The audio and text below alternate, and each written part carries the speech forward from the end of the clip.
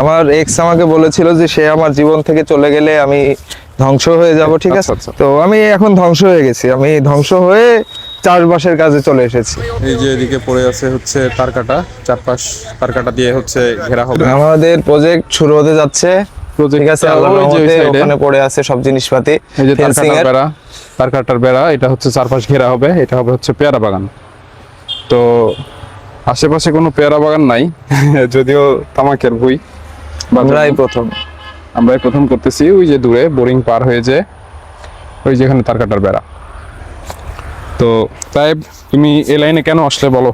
আমি এই লাইনে আসার পিছনে আমার মেইন কারণ হচ্ছে, মনে করো যে আমার এক্স আমাকে বলেছিল যে সে আমার জীবন থেকে চলে গেলে আমি ধ্বংস হয়ে যাব, ঠিক আছে? আচ্ছা আচ্ছা। তো আমি এখন ধ্বংস হয়ে গেছি, আমি ধ্বংস হয়ে চাষবাসের কাজে চলে এসেছি। এটাই হচ্ছে মনে করো যে মেইন কাহিনী। আর এরপর পরে আর কোনো কাহিনী নাই, এটাই। তো ধ্বংসের পরে আবার নতুন ভাবে কি নিজেকে?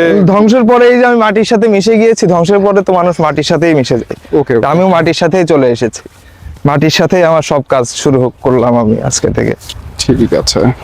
তা আশা করি আপনারা আমাদের সাথে থাকবেন, ঠিক আছে?